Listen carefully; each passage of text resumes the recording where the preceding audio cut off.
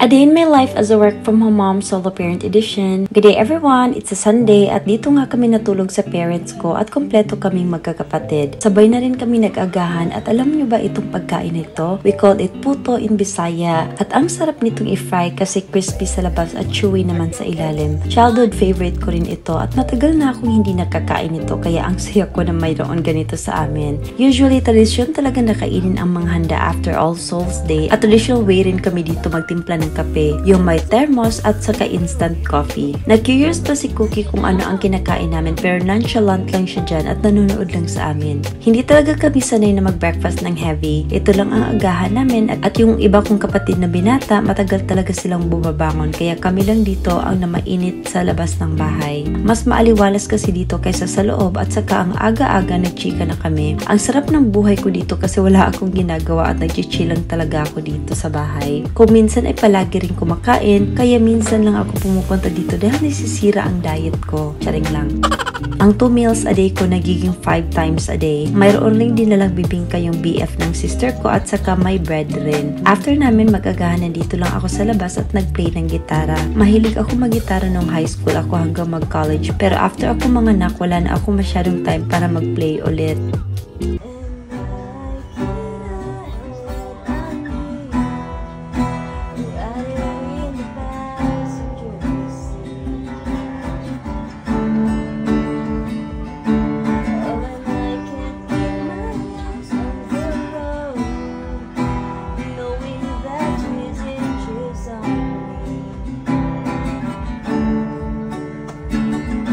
After nyan, actually nagnap ako sa sala at ginising lang ako ng kapatid ko na may pananghalian na. Dito sa isla, hindi talaga nawawala ang seafood. So may saang na hinanda, pakul na inihaw, at turkey, then tinolang isda, tapos may kinilaw rin. Kapag nandito talaga kami, si Papa ang daming hinahanda at sabi pa niya na kapag alam niyang uuwi kami, nire-ready na niya ang pagkain namin sa aming salo-salo.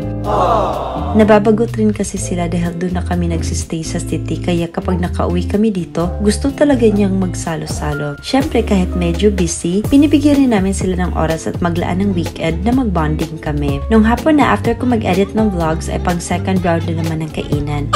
Nag-harvest yung mga kapatid ko ng pomelo kasi hitik sa bunga dito sa amin and we paired it with tahin. Masarap talaga ang pomelo at tahin. Perfectly matched sila. We spent the afternoon na kumain ito at bumili pa ang kapatid ko ng halo-halo pang merienda pero mas nag-focus akong kumain ng pomelo. Yan naman yung mama ko. Ini-enjoy lang niya ang kanyang retirement at chill lang silang dalawa ng papa ko. They've been together for 32 years at nag-wonder ako kung makakaabot kaya kami nun. I had a failed 9-year on and off relationship at naisip ko if hindi ba too late to have another long term. We've been together rin naman sa current partner ko ng mahigit 4 years na taon so I hope we have many more years to come. Sumali na rin ako sa videoke at si Papa spotted na nilalambing si Cookie. Alam nyo nung una, siya talaga ang ayaw mag-alaga ng aso dito sa bahay pero tingnan mo naman at parang siya pa yung mas may gusto ngayon. After a day of spending it with my family, it's finally time to go back to the city. Mahaba ang pila ngayon dahil yung ibang nagtatrabaho sa city, babalik na rin doon. Naabutan pa kami ng ulan at nagmamadali kami makahabol sa fast craft pero natawa na lang ako kay Cookie kasi ganito siya maglakad. Pakembot-kembot pa habang nagmamadali kami. Nag-stop by lang kami sa barbecue station para maghapunan kasama ang mga kapatid ko at pamangkin. Si Jeff at yung pinsan niya nag-take out lang ng Jollibee dahil request rin talaga nila habang kami naman nag-barbecue. Dahil nasira na ang diet ko this weekend, ipinagpatuloy ko na lang at bukas na lang ulit ako magda-diet.